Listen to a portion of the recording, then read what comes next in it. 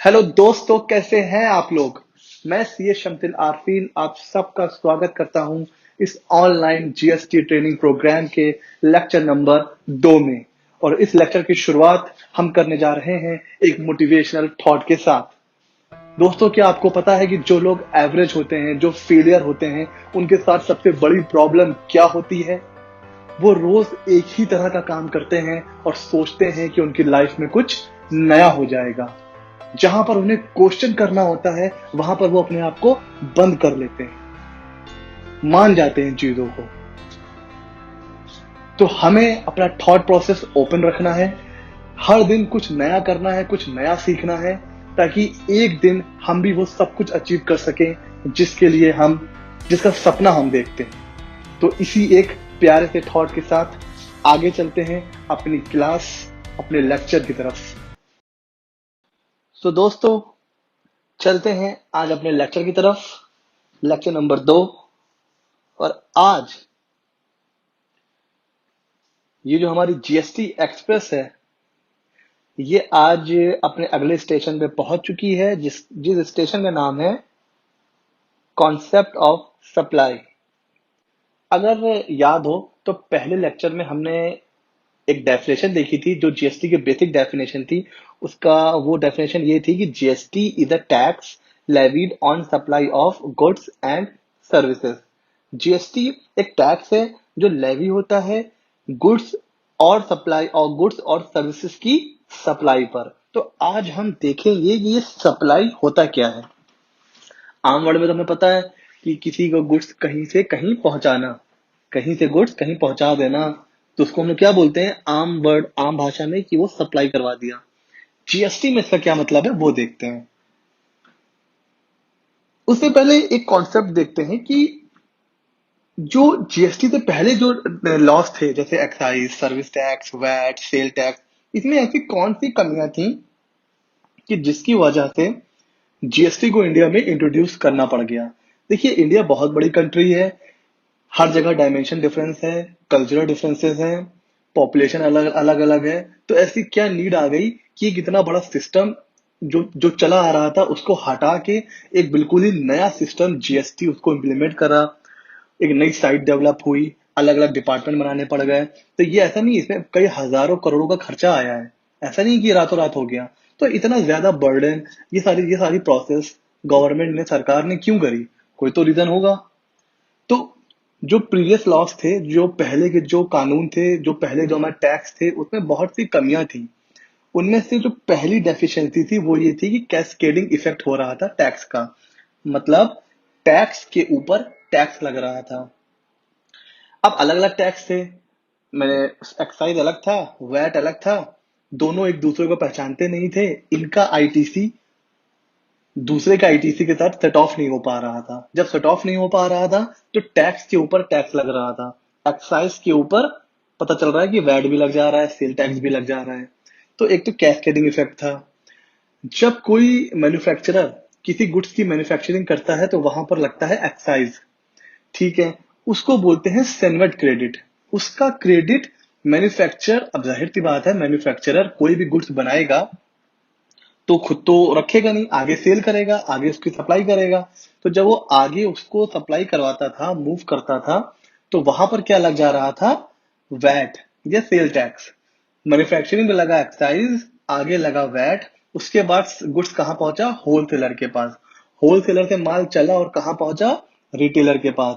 Retailer से फिर छोटे छोटे शॉप वाले लेके चले गए, और वहां से फिर अल्टीमेट जो कस्टमर होता है, हम लोग क्या करते हैं? उन छोटे छोटे शॉप से माल खरीदते हैं। तो एक बार अब आप देखो, एक्साइज कहाँ लगा? जब गुड्स बना। उसके बाद हर स्टेज पे क्या लग रहा था? VAT VAT VAT VAT. तो एक बार जो एक्साइज हमने पे कर दिया मैन्युफैक्चरिंग करते समय, उसका कहीं पर भी सेमर क्रेडिट अवेलेबल नहीं होता था मैन्युफैक्चरिंग स्टेज के बाद। दूसरा, वैट और सर्विस टैक्स के आपस में 36 का आंकड़ा रहता था, एक दूसरे में लड़ाई चलती थी। वैट कहता था कि हम तुझे नहीं जानते सर्विस टैक्स को, और सर्विस टैक्स कहता था कि हम वैट तुझे नहीं जानते। दोनों का आईटीसी आपस में एक दूसरे से सेट ऑफ नहीं हो पा रहा था, तो नॉन इंटीग्रेशन हो रहा था। और उसके अलावा जो अदर टैक्स थे ना, वैट, सर्विस टैक्स के अलावा जैसे लग्जरी टैक्स, एंटरटेनमेंट टैक्स, ये सब टैक्स क्या हो रहे थे, बेचारे लावारिस की तरह इधर उधर टहल रहे थे। मतलब इनका तो कोई क्रेडिट वगैरह का सिस्टम था ही नहीं। तो ये वो कमियां थी प्रीवियस लॉज में, जिसको दूर करने के लिए कौन आया, अपना हीरो आ गया। हीरो कौन? Goods and service tax, GST. ठीक है सर, अब आगे चलते हैं कि सप्लाई कहते किसे हैं। अब देखते हैं सप्लाई। सप्लाई का सेक्शन क्या है? 7। इसको याद रखने का तरीका क्या है कि एस से होता है 7 और एस से होता है सप्लाई। बस ऐसे याद रखना है। सेक्शन 7 सप्लाई, एस से 7, एस से सप्लाई। ठीक है सर। सप्लाई क्या होता है? जब तक आप गुड्स या सर्विस की सप्लाई नहीं कर रहे हैं, इसका मतलब आपके ऊपर जीएसटी पे करने की कोई रिस्पॉन्सिबिलिटी नहीं है। सिंपल। यानी कि ये सप्लाई क्या हो गया?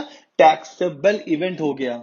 ये वो घटना है जिस घटना के घट जाने के बाद जीएसटी पेबल हो जाता है। ठीक है। तो सप्लाई क्या है, आइए देखते हैं।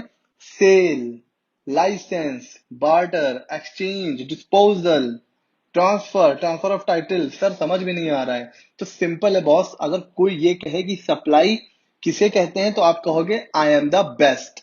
I am the best. ये क्या है सर?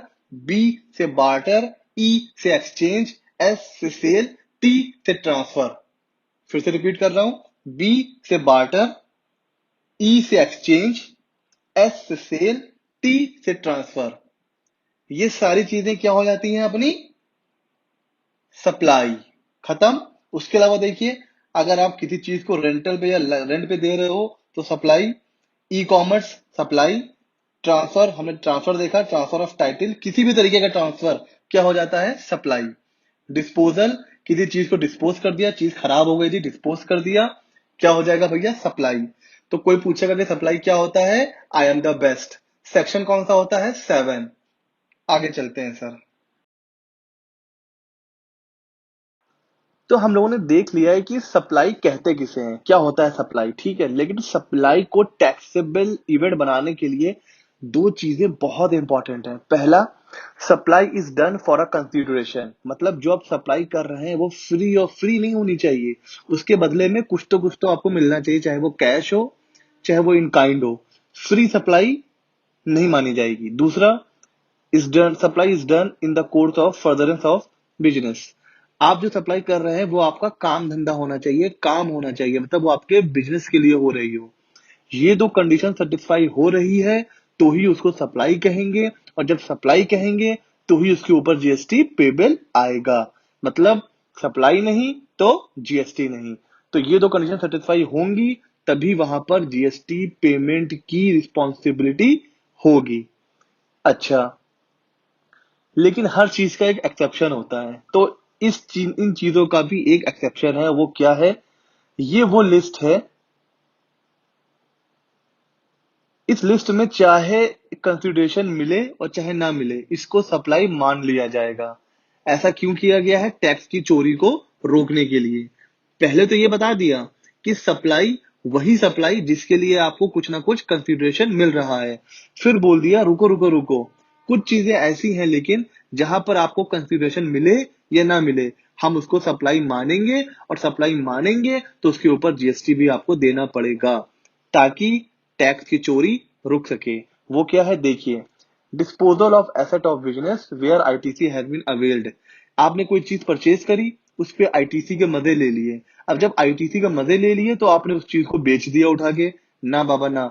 जिस चीज को आपने बेचा है उस चीज पर ऐसा माना जाएगा, भले कंसिडरेशन मिले या ना मिले, आपको उसके ऊपर जीएसटी पे करना पड़ेगा। दूसरा, आपने सप्लाई हो रही है रिलेटेड पार्टी, आपने किसी को बेचा, वो आपका जानने वाला है, सगे वाला है, नहीं नहीं नहीं नहीं, यहाँ पर टैक्स की प्लानिंग हो सकती है। तो अगर आपने किसी रिलेटेड पर्सन को बेचा है कहाँ, बिना कंसिडरेशन के, तो माना जाएगा भैया सप्लाई है, आपको जीएसटी पे करना है। Import of service without consideration from related person. Related person से आपने किसी सर्विस को इंपोर्ट किया है, भैया हम सप्लाई मानेंगे, जीएसटी पे करना पड़ेगा। आप ये नहीं कह सकते कि कंसिडरेशन नहीं मिला है। Supply of goods agent principal relationship. जो हमारे ब्रोकर होते हैं, एजेंट होते हैं, जिनको हम सामान देते हैं सेल करने के लिए, कंसिडरेशन हो चाहे ना हो, इसको सप्लाई माना जाएगा और जीएसटी पे करना पड़ेगा। क्यों? ताकि ऐसे ट्रांजैक्शन का भी रिकॉर्ड रखा जा सके, उनके ऊपर कंट्रोल लगाया जा सके। और दूसरा, पहले आपने एक एसेट खरीदी जो आपने कहा था कि आप बिजनेस के लिए यूज करेंगे, बट अब आप उसको क्या कर रहे हो, घर के लिए यूज कर रहे हो। लैपटॉप लिया तो ऑफिस के लिए, लेकिन अब आपने घर में दे दिया और घर वाले यूज कर रहे हैं। ठीक है, आप क्या कहोगे, भैया कोई कंसिडरेशन नहीं है। नहीं नहीं नहीं, कंसिडरेशन ना भी हो, फिर भी उसको हम मानेंगे सप्लाई और आपसे लेंगे जीएसटी। तो पहले हमसे बोला कि सप्लाई में अगर कंसिडरेशन नहीं है तो कोई जीएसटी नहीं है, लेकिन एक लिस्ट हमें दे दी कि अगर आप ये 5 काम कर रहे हो, कंसिडरेशन नहीं भी है, फिर भी आपको जीएसटी पे करना पड़ेगा।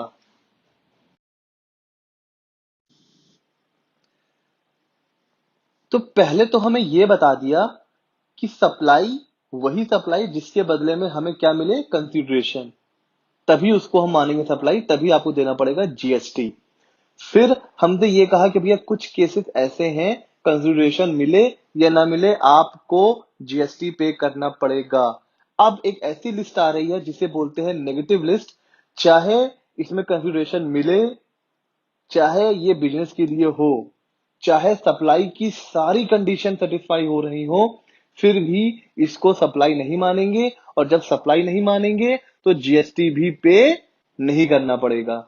ये होती है नेगेटिव लिस्ट। अगर आप ये काम कर रहे हैं, आपका क्लाइंट इन चीजों में डील कर रहा है, वो आपसे पूछेगा कि आपको क्या मुझे जीएसटी पे करना है, आप अपने क्लाइंट से क्या कहोगे, नहीं पे करना है। क्या है वो? पहला, services provided by an employee to the employer. हम लोग कहीं जॉब करते हैं, बदले में सैलरी मिलती है, कोई जीएसटी की बात होती है? नहीं होती है ना, कोई जीएसटी नहीं है। एम्प्लॉयर ने एम्प्लॉय को गिफ्ट दिया, कितने तक का? 50,000 तक का, कोई जीएसटी नहीं। 50,000 से ऊपर दिया तो माना जाएगा गड़बड़ है, अब आपको जीएसटी पे करना पड़ेगा। 50,000 तक कोई जीएसटी नहीं है। अब कोई मर गया है तो आप वहां क्या जीएसटी लोगे? तो अगर कोई ऐसी सर्विसेज दे रहा है, कैसी कैसी सर्विसेज, कब्र खोदना, है ना, फ्यूनरल, ब्यूरियल, इस तरीके की जितनी भी सर्विसेज है, ये क्या है, जीएसटी से बाहर है, कोई जीएसटी नहीं है। कोर्ट में ट्रिब्यूनल जो सर्विस देती है, वहां भी कोई जीएसटी नहीं लगता है। कोई चेयरपर्सन है, कोई मेंबर है, किसका, कोई ऐसी बॉडी का जो सेंट्रल गवर्नमेंट की है, स्टेट गवर्नमेंट की है, वो बंदा जब कोई सर्विस देता है तो कोई भी जीएसटी, सप्लाई नहीं होती है तो जीएसटी भी नहीं पे करना पड़ता है। कोई ऐसा बंदा जो कॉन्स्टिट्यूशन में किसी पोजीशन को होल्ड कर रहा है, वो भी कोई सर्विस दे रहा है, तो भी कोई जीएसटी नहीं है। और सबसे बड़ी बात, अगर लैंड, यहाँ पे घर की बात नहीं हो रही है, बिल्डिंग की बात नहीं हो रही है, लैंड, अगर कोई खाली लैंड बेच रहा है, प्लॉट बेच रहा है, तो उस प्लॉट के बेचने पर, उस लैंड के बेचने पर भी कोई जीएसटी नहीं है। ये नेगेटिव लिस्ट में कवर्ड है। हमारे पास नेता आते हैं, कहते हैं अगर हम जीत जाएंगे तो सड़कें बनवा देंगे, स्कूल बनवा देंगे, पानी आने लगेगा, सब कुछ अच्छा हो जाएगा। वो क्या बात कर रहे होते हैं, कि सर्विस देने की बात कर रहे होते हैं। जीतने के बाद MP, MLA, MLC, members of local bodies, ये जितने भी काम करते हैं, इनके ऊपर कोई भी जीएसटी नहीं लगता है। इन्होंने अपने आप को, यही लॉ बनाने वाले हैं और यही जीएसटी पे करने वाले, ऐसा कैसे हो सकता है? इन्होंने अपने आप को जीएसटी से बाहर रखा है। अब देखिए आ रहा है sale of building. Sale of building भी बाहर है, इस पे कोई जीएसटी नहीं है। लेकिन कब? कब? क्या लिखा हुआ है? जब कंस्ट्रक्शन और बिल्डिंग हो रहा है, इंटेंडेड फॉर सेल, और पार्ट ऑफ कंसिडरेशन रिसीव हो रहा है बिफोर कंप्लीशन, बिफोर कंप्लीशन। अगर कंप्लीट नहीं हुआ है, उससे पहले कंसिडरेशन मिल रहा है, तब यहाँ पर सप्लाई भी मानेंगे और उसके ऊपर जीएसटी भी लगेगा। हाँ, पूरा कंप्लीट हो गया, आप गए, आपने पैसा दिया और सामने वाले से आपने क्या किया, बना बनाया फ्लैट ले लिया, बना बनाया फ्लैट ले लिया और उसके बाद पूरा पैसा दिया, यहाँ पर कोई जीएसटी नहीं है। लेकिन अगर कंसिडरेशन कंप्लीशन से पहले मिल गया तो भैया जीएसटी की बात करेंगे। उसके अलावा लॉटरी, बेटिंग, गैम्बलिंग, इस तरह की जितनी चीजें होती हैं, यहाँ पर भी कोई जीएसटी नहीं लगता है। तो हमने ये देख लिया किन किन चीजों पर जीएसटी नहीं लगता है। कुछ चीजें, कुछ जगहों पर जीएसटी आने से पहले कंफ्यूजन था कि उसको गुड्स माने कि सर्विस माने, कि सर्विस माना जाए। जैसे जब हम कहीं रेस्टोरेंट में खाना खाने जाते हैं, तो क्या होता है कि वो वेटर हमें आके खाना सप्लाई करते हैं, तो क्या होती है, सर्विस। बट वो हमें खाना बना बना के खिलाते भी तो है। वो क्या गुड्स की सप्लाई भी हो रही होती है। कोई कॉन्ट्रैक्टर है, वो क्या करता है, आपके घर बनाने के लिए ब्रिक्स, सैंड, बालू, मोरंग ये सब लाता है, एंड आपका घर भी आपके हिसाब से बनाता है। वो आपको गुड्स भी दे रहा है, सर्विस भी दे रहा है। तो बड़ी कंफ्यूजन थी कि गुड्स माने कि सर्विस माने। ये मैंने आपको एग्जांपल दिया है। इस तरह के जितने भी केसेस थे जहां कंफ्यूजन था, उन कंफ्यूजन को दूर कर दिया है। क्या कहा गया है कि अगर आप ट्रांसफर ऑफ टाइटल या यूज ऑफ गुड्स, मतलब अगर आप टाइटल ट्रांसफर कर रहे हैं किसी गुड्स का, या किसी गुड्स को यूज करने के लिए दे रहे हैं, ऐसा कुछ भी है, तो उसको सर्विस नहीं, उसको क्या मानेंगे, गुड्स का ही ट्रांसफर मानेंगे। ठीक है। कोई बिजनेस एसेट को अगर आप ट्रांसफर कर रहे हैं तो उसको हम गुड्स ही मानेंगे। अगर कोई टेम्परेरी ट्रांसफर आप कर रहे हैं, टेम्परेरी ट्रांसफर किसका, किसी इंटेलेक्चुअल प्रॉपर्टी राइट का, तो उसको गुड्स नहीं मानेंगे, उसको क्या मानेंगे, सर्विस। अगर परमानेंट ट्रांसफर कर देंगे तो क्या मान लेंगे, गुड्स। अगर आप इमूवेबल प्रॉपर्टी को रेंट पे दे रहे हैं तो क्या माना जाएगा, गुड्स नहीं माना जाएगा, सर्विस माना जाएगा। अगर आप कोई किसी सॉफ्टवेयर को डेवलप कर रहे हैं सामने वाले के हिसाब से, उसके स्पेसिफिकेशन के हिसाब से, तो क्या मानेंगे भैया, सर्विस। और जैसे कभी कभी क्या होता है कि हम किसी के साथ नॉन कम्पीट एग्रीमेंट करते हैं। मेरा पार्टनर था, अब मेरे पार्टनर से लड़ाई हो गई, अब वो छोड़ के जा रहा है, तो मैं क्या बोलूंगा उससे कि अब तुम मेरे शहर में ये काम नहीं करोगे। वो कहेगा क्यों। मैं कहूंगा कि आप मुझसे 10 लाख रुपए ले लो, बट अब आप सेम काम मेरे मेरे शहर में नहीं कर पाओगे। तो उसने मुझसे 10 लाख रुपए लिया, कुछ ना करने के, कुछ ना करने के भी पैसे अगर वो लेगा तो क्या हो जाएगा, उसको भी हम लोग क्या बोलेंगे, सर्विस। तो ये है वो चीजें जहां बता दिया गया है कि कब कब गुड्स मानना है और कब कब सर्विस मानना है। ठीक है सर, आगे चलते हैं।